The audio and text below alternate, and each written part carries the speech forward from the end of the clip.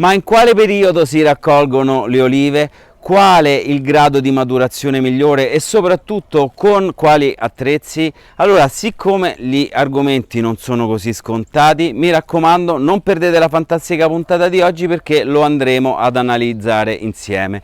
Premessa importante, visto che sono argomenti piuttosto lunghi e siccome non vorrei essere molto superficiale, ho deciso di fare una cosa. Allora, innanzitutto, come al solito, troverete in descrizione ma anche nella timeline del video il menu, e quindi avrete la possibilità di andare magari nella parte che preferite approfondire, anche se io obiettivamente vi consiglio di guardare il video nella sua interezza, e soprattutto andrò a dividere questa puntata in due parti, così diciamo da non annoiarvi troppo.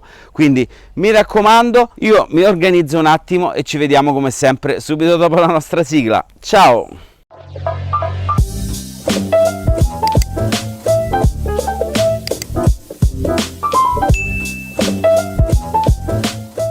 La raccolta delle olive è un momento veramente importante, lo è per noi piccoli produttori che magari abbiamo solo qualche albero, ma immaginatevi quanto sia importante per chi fa questo di lavoro, quindi per chi produce olio extravergine d'oliva, che è diventata anche un po' la nostra icona nel mondo. Si potrebbe addirittura dire che il momento della raccolta è importante quanto sia la cura che abbiamo per la nostra pianta, per il nostro oliveto, sia il processo di lavorazione e di trasformazione che viene fatto in frantoio. Quindi raccogliere le olive nel momento giusto è l'unico modo che abbiamo per ottenere un prodotto equilibrato, da un aroma fragrante e soprattutto un prodotto che sia conservabile nel tempo. Quindi qual è il momento migliore per raccogliere? Allora, sicuramente la stagione ideale è l'autunno, ma diciamo che l'autunno parte da ottobre e arriva a dicembre, quindi all'interno di questo range di mesi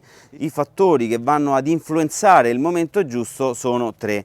Allora, in primis la varietà della nostra pianta, quindi il cultivar. Poi dipende naturalmente dalla destinazione, quindi dal risultato che vorremmo ottenere. Capite bene che se dobbiamo raccogliere delle olive per magari conservarle in salamolia, ci sarà bisogno di un grado di maturazione, se dobbiamo fare l'olio un altro, quindi anche questo è uno dei fattori, ma ragazzi influenzano anche moltissimo le condizioni climatiche. Ogni anno la stagione è diversa, senza tenere conto poi che anche l'esposizione, quindi la posizione che influisce sull'esposizione alla luce, determinerà il tempo di raccolta. Fortunatamente possiamo riconoscere il grado di maturazione con i nostri occhi, andando ad analizzare, andando a vedere da vicino il colore delle olive. Allora, io in questo caso ne ho raccolte 5, diciamo ho cercato anche di creare una scala di maturazione dove abbiamo, diciamo qui, un'oliva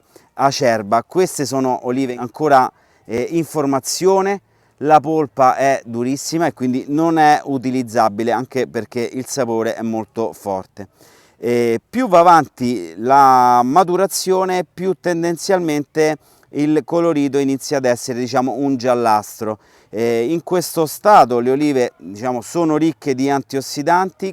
Questo tipo di oliva, ecco, si raccoglie nella prima parte di ottobre, sono ideali per la produzione di oli dal gusto particolarmente fruttato. Poi abbiamo le olive in invaiatura. In questo stadio l'oliva ha un colore che va, diciamo, dal verde tendenzialmente al violaceo. Diciamo che per la raccolta si predilige questa fase proprio perché risultano le migliori qualità da un punto di vista proprio di aroma e di sapore, e riusciamo anche ad ottenere una buona resa. Poi abbiamo le olive in completa maturazione, vedete come il colore ormai è completamente violaceo, quindi quasi totalmente nera, e anche questa è una fase ottimale per la produzione, ma in termini di quantità. Sicuramente un'oliva ben matura sarà anche un'oliva che ci darà un'ottima resa, quindi qui prediligiamo la qualità, qui prediligiamo la quantità, ok? Ma cerchiamo allora di andare a capire anche con quali strumenti. Diciamo che l'evoluzione ci ha portato ad avere sempre tecniche migliori, più veloci e magari anche meno invasive per la pianta. Partiamo però con il primo metodo, che è quello della brucatura, un po' come dice la parola stessa, quindi brucare, andare pian piano a estirpare, a togliere.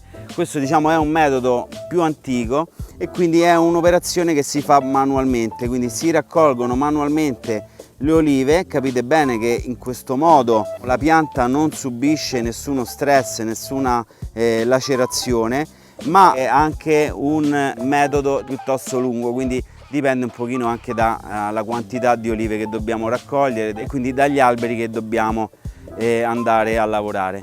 Poi abbiamo un secondo metodo, anche questo piuttosto antico, un processo manuale. Ragazzi, vedete un pettine, quindi è facile intuire che questo sistema si chiama pettinatura. Quindi come si fa? Allora aspettate che metto anche la cassettina, perché è importante dotarsi anche di una cassettina, quindi poi vi darò le varie informazioni nella seconda parte. Quindi andiamo a far cadere, pettinando, quindi non andando a rovinare il ramo, perché ricordate che più il ramo viene lacerato, più aumentano i rischi di infezione. Tra l'altro nella seconda parte vedremo anche un trattamento che andrebbe effettuato contestualmente alla raccolta, proprio perché questo processo potrebbe scoprire alcune parti, vedete qui proprio dove era attaccata l'oliva, e quindi è molto probabile che se non andiamo ad intervenire potrebbero attaccare dei funghi, ok? C'è il metodo forse quello più classico, e parliamo dell'abbacchiatura, quindi è un processo meccanico, ma me lo riservo per la seconda parte, e quindi attraverso un macchinario riusciamo a scuotere i rami e far cadere un pochino tutte le olive che andranno a finire su una rete che si stenderà alla base della nostra pianta e che poi appunto ci permetterà di raccogliere facilmente poi tutte le olive per metterle in cassetta. Aumentando il processo di meccanizzazione arriviamo addirittura a dei macchinari che vanno a scuotere il fusto e anche la chioma dell'albero, così da far cadere tutte le olive sulla rete. Poi anche un metodo che non approvo molto, ma pensate solo nelle regioni del sud Italia, nella Puglia, dove abbiamo distese infinite di olivi, e quindi lì si lasciano cadere a maturazione. Questo qui è un procedimento che non richiede manodopera, perché capite bene, le olive quando arrivano a maturazione cascano un po' come una mela marcia per terra. Avremo sicuramente una buona resa delle olive perché saranno tutte mature, però buona parte delle olive sono anche in sovramaturazione e quindi anche lì è molto probabile che dei funghi vadano ad attaccare poi la pianta. Allora ragazzi, per questa prima parte è tutto. Spero innanzitutto che la puntata vi sia piaciuta, però mi raccomando, vi invito già da adesso perché la puntata di venerdì sarà molto interessante. Perché? Perché mi sono fatto arrivare due abbacchiatori, ok? Uno diciamo di fascia base, il base, quello più economico, e poi mi hanno mandato in prova il top di gamma, quindi andremo non solo a capire come con un abbacchiatore possiamo raccogliere facilmente le nostre olive, ma andremo a capire che differenza c'è tra un top di gamma e invece un modello base, così anche da orientarci meglio su una scelta di acquisto. Allora ragazzi, non aggiungo altro, un caro saluto e noi ci vediamo all'appuntamento di venerdì. Ciao!